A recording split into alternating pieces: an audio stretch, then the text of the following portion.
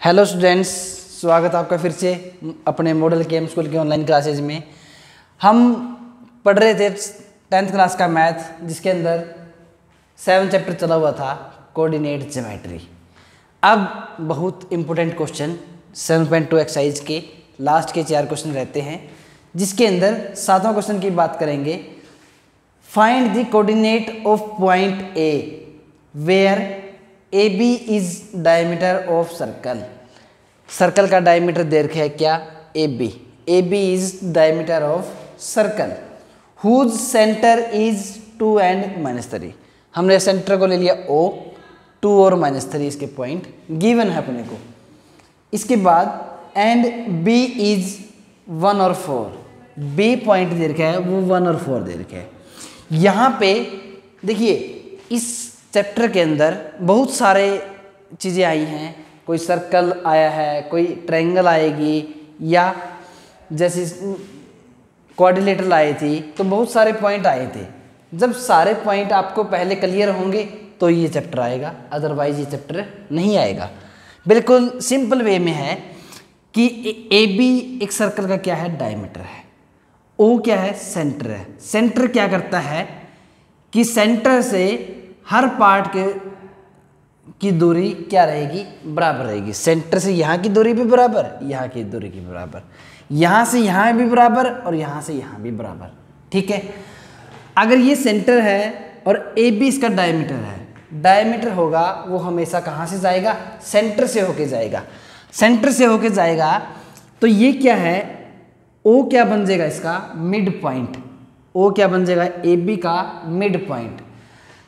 A point अपने को find out करना है, मिड पॉइंट अपने को दे रखा है, और B पॉइंट अपने को दे रखा है, तो हम यहाँ से A पॉइंट निकाल सकते हैं इसका x वाले को।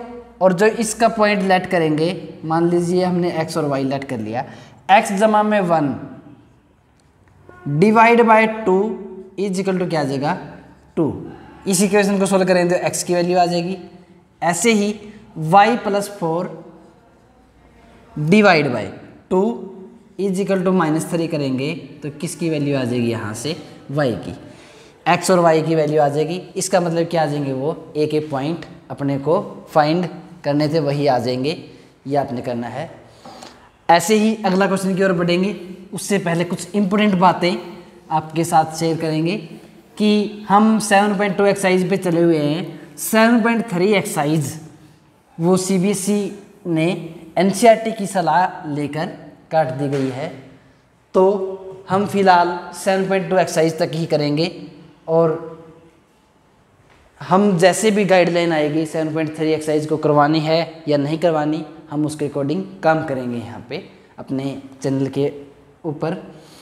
तो 8th क्वेश्चन है, if A and B are -2 and 2, ये A दे रखा है -2 and 2, और 2 and -4 B दे रखा है अपने को रिस्पेक्टिवली।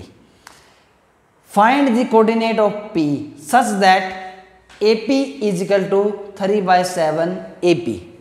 इसने गिवन दिया है AP is equal to 3/7 AB। तो हमने ये पता लगाना है कि P पॉइंट कहाँ पे लें और क्या है इस चीज़ के अंदर। और P lies on the line AB। इसने ये चीज़ बता दी कि P कहाँ पे लाइज करता है? AB के ऊपर है, या यहाँ पे हो, यहाँ पे हो, यहाँ पे हो। ये हमने वहाँ से फाइंड आउट करना है। आपने इस क्वेश्चन के अंदर क्या करना है? देखिए, सबसे पहले इस रिलेशन को सोल्व करते हैं। AP, अगर मैं इस AB को यहाँ ले आऊँ नीचे, तो नीचे आ जाएगा इसके AB इज इक्वल टू 3/7। इसका मतलब क्या हुआ यहाँ पे कि AP की वैल्यू 3 है और AB की वैल्यू क्या है? 7। यहाँ पे अपने को AB दिखाई दे रहा है A and B। मतलब क्या है कि पूरे की वैल्यू कितनी है? 7। कितनी है? 7। AB की वैल्यू कितनी है? 7, और AP की वैल्यू क्या है? 3। यहाँ से हमने ऐसे पॉइंट के ऊपर पॉइंट लगाना है कि P पॉइंट जहाँ पे क्या बने कि AP कितना रह जाए? 3 रह जाए, और ये वाला पार्ट कितना रह जाए, 4 रह जाए। हम इसको यहाँ पे कर लेते हैं। मतलब क्या है कि टोटल कितना था ये 7, अगर ये 3 है तो ये कितना होगा 4। ये बात आप समझ में आ चुकी होगी आपको कि AP की वैल्यू कितनी है 3। A से लेके ये P पॉइंट हमने लेट कर लिया, ये P पॉइंट तक कितनी दूरी है 3। और ये 4 कैसे आई, कहाँ से आया? अगर इसकी वैल्यू 3 है और पूरे की वैल्यू कितनी है 7 पूरे की वैल्यू है, और यहाँ तक हमने माइनस कर दी, ये कितनी थी 3 7 में से 3 जाएगा तो ये कितनी बच जाएगी 4 बच जाएगी। ये आपको क्लियर हो चुका होगा। तो देखिए हमने क्वेश्चन ऐसे कर चुके हैं कि एक पॉइंट ये है A, एक पॉइंट B है अपने पास जो कि गिवन है, एक पॉइंट P है जो कि P पॉइंट इस लाइन को 3:4 में डिवाइड करता है, 3:4 में डिवाइड करता है।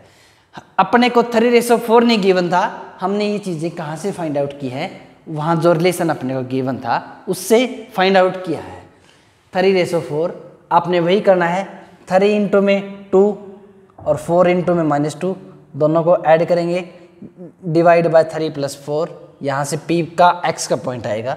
ऐसे ही 3 इंटू में -4 और 4 इंटू में -2, दोनों को ऐड करेंगे, मल्टीप्लाई करने के बाद डिवाइड बाय 3 + 4, और वो किसका आ जाएगा Y का पॉइंट आ जाएगा। आपने देखो क्वेश्चन बिल्कुल आसान है, X और Y इसको लेट करेंगे, ठीक है। इसके बाद हम 9th क्वेश्चन की ओर बढ़ते हैं। Find the coordinate of point which divide the line segment joining A -2 and 2। A point दे रखा अपने को -2 and 2, -2 and 2 इसी में कर लेते हैं हम। और क्या दे रखा है अपने को, B पॉइंट दे रखा है 2 and 8। B पॉइंट दे रखा है अपने को 2 and 8। अब देखेंगे इसमें क्या कहने जा रहा है क्वेश्चन में, इनटू 4 इक्वल पार्ट्स। देखिए यहाँ पर find the coordinate of points, points बोला है। पॉइंट्स का मतलब क्या है कि हमने बहुत सारे पॉइंट्स हैं, जितने भी पॉइंट हैं हमने सभी को फाइंड आउट करना है, ठीक है। विच divides the line segment joining A -2 and 2 and B 2 and 8 into 4 equal parts. देखिए अगर इसके 4 इक्वल पार्ट्स किए जाएं तो कितने पॉइंट लगाएंगे। 4 इक्वल पार्ट्स का मतलब है कि हम इसको काट दें या लकड़ी के टुकड़े बना दें इसके। अगर ये लकड़ी एक लंबी है तो 4 टुकड़े बनाने हैं हमने, 4 टुकड़े बनाने हैं तो कितनी बार काटेंगे या कितने पॉइंट आएंगे बीच में। देखिए 1 2 और 3। अगर मैं इस पर 3 कट लगाता हूँ तो कितने टुकड़े बन जाएंगे 4, पहला, दूसरा, तीसरा और चौथा, 4 टुकड़े होंगे जो कि क्या है बराबर। ऐसे ही यहाँ पे पिछले क्वेश्चनों में क्या आया था, ट्राई सेक्शन की बात की थी। ट्राई सेक्शन के अंदर आपने क्या किया था, 3 पॉइंट बनाए थे, ऐसे ही 3 पार्ट्स बनाए थे इसके। और अब क्या आया है 4 इक्वल पार्ट्स, 4 पार्ट्स बना दिए हमने, 1 2 3 4, चारों का रेशो क्या है बराबर। देखिए अगर इस पॉइंट को हमने P लेट कर लिया तो इसको क्या लेट करेंगे Q, इसको क्या लेट कर लिया हमने R। अब अगर P पॉइंट का रेशो अपने को गिवन नहीं है, Q पॉइंट का भी रेशो अपने को गिवन नहीं है, और R पॉइंट का भी रेशो अपने को गिवन नहीं है, कैसे फाइंड आउट करेंगे इन चीज़ों को। देखिए अगर P पॉइंट का रेशो फाइंड आउट करेंगे तो यहाँ पे क्या बनेगा, अगर मैं इस पार्ट को 1 लूँ, इस पार्ट को क्या ले लिया हमने 1, तो पीछे कितने पार्ट बचेंगे 1 2 and 3, तो क्या बन जाएगा P पार्ट का रेशो 1:3। क्या ये चीज़ें आपको समझ में आई। देखिए आप चिंता छोड़ दें, चिंता जो भी होगी आपको आप कमेंट बॉक्स में लिखिए, आपका सॉल्यूशन साथ साथ कर दिया जाएगा कि हमने ए से लेके पी तक कितना लिया 1, एक पार्ट है तो हमने 1 लिख दिया। और यहाँ से देखो अगला पार्ट ये 1, 2 और 3 पार्ट है तो हमने क्या लिख दिया 3। पी पॉइंट का रेशो क्या आएगा 1:3। आपने यहाँ से पी पॉइंट फाइंड करना है और इसके बाद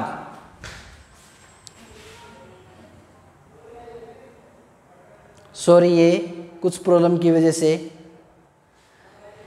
इसके बाद हम क्यू पॉइंट फाइंड आउट करेंगे। देखिए आप क्यू के अंदर ए से देखो एक पार्ट है, यहाँ पे 2 पार्ट है। अगर 2 पार्ट है हम 2 लिख देते हैं एक बार। इस साइड कितने पार्ट है 1 पार्ट और 2 पार्ट। अब आपको पिछले क्वेश्चन के अंदर आया था जैसे कि क्या आया था, जैसे A Q divide by Q B, इन दोनों का रेशो क्या क्या आएगा 2/2 आएगा।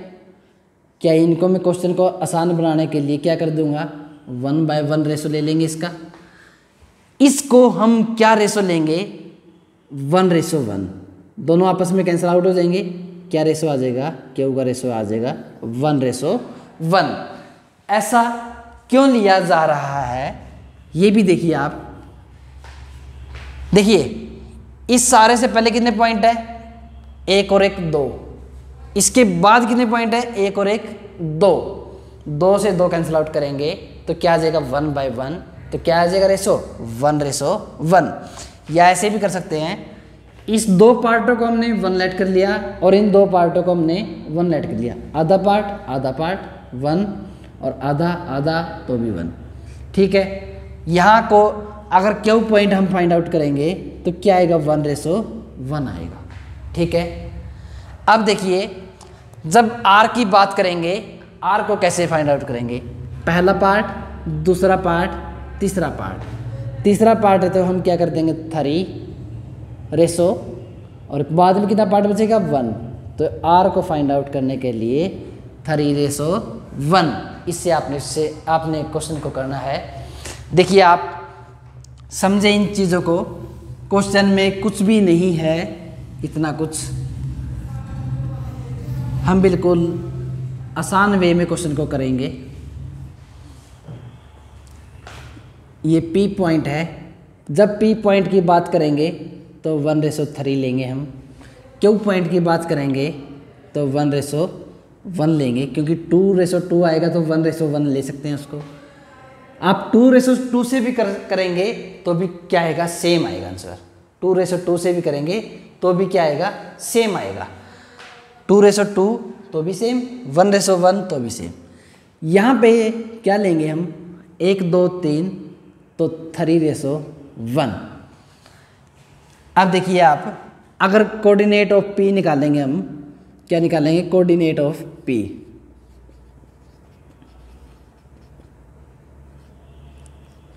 P के कोऑर्डिनेट निकालेंगे तो P के कोऑर्डिनेट हम कैसे आएंगे, देखिए 1 इंटू में 2, 1 इंटू में 2 प्लस में 3 इंटू में -2, 3 इंटू में -2 डिवाइड बाय 1 + 3, 1 + 3 आ जाएगा ऐसे। 1 इंटू में 8, 1 इंटू में 8 प्लस 3 इंटू में 2 डिवाइड बाय 1 + 3। देखिए क्वेश्चन वाले को सीधा 4 नहीं लिखना है, यहाँ पे सीधा डायरेक्ट 4 नहीं लिखना है। 4 क्यों नहीं लिखना, हमने अगर 1 + 3 लिखेंगे तो उसको पता लगेगा कि P का कोऑर्डिनेट निकल रहा है यहाँ पे, तो P का कोऑर्डिनेट यहाँ से आएगा, वो उसको डायरेक्ट सामने से ही पता लगेगा ये चीज़ें। इसको आगे सोल्व करेंगे, 2 इंटू में 1 2 और माइनस में 6, माइनस का कितना आ जाएगा 4/4 कोमा 8 प्लस में 6 और 8 और 6 कितना जाएंगे 14 डिवाइड बाय 4। इसको काटेंगे क्या आ जाएगा -1, ये क्या आ जाएगा 2 और 7। P के कोऑर्डिनेट अपने पास आ जाएंगे -1 और 7/2। ऐसे ही आपने क्यू के कोऑर्डिनेट फाइंड आउट करने हैं और ऐसे ही किसके करने हैं, आर के कोऑर्डिनेट फाइंड आउट करने हैं। हमारा क्वेश्चन यहाँ तक है, आपने क्वेश्चन को ट्राई करना है। ऐसे ही 10th क्वेश्चन की बात करें। अब 10th क्वेश्चन में क्या दे रखा है, find the area of rhombus if its vertices are 3, 0, 4, 5, -1 और 4 एंड -2 और -1 टेकन इन ऑर्डर। देखिए, जब भी क्वाड्रिलेटरल आएगी या रोम्बस आएगा, कुछ भी आएगा, अगर जो उसके पॉइंट दे रखे हैं आपने उनको सीरियल वाइज लिखना है। अगला क्वेश्चन भी बिल्कुल आसान है। ऐसा क्वेश्चन देखिए आपको क्या दे रखा है, रोम्बस दे रखा है। रोम्बस की डायग्राम कैसे बनाएंगे हम। रोम्बस होता क्या है, जिसकी देखिए 4 भुजाएं अपने को गिवन होंगी। हमें किस भी भुजा से कोई भी मतलब नहीं है, किसी की नेमिंग कैसे करें, A B C D। अब आपने जो पहला पॉइंट दे रखा है वो यहाँ पे लिखें या जहाँ मर्जी लिखें। पहले पॉइंट को जहाँ मर्जी लिखें, कहीं से स्टार्ट कर दें। अगर यहाँ लिख दिया, फिर हमने सीरीज में लिखना है, या तो इस साइड चलेंगे या इस साइड चलेंगे। अगर A को पहला पॉइंट, B को दूसरा, C को तीसरा और D को चौथा पॉइंट दे दिया तो हम ऐसे वे में चलेंगे। पहला पॉइंट दे रखा अपने को 3, 0, 4, 5, 3, 0, 4 एंड 5। ऐसे ही C पॉइंट और देखिए -1 एंड 4, -2 एंड -1 एंड 4, -2 एंड क्या दे रखा है, -1।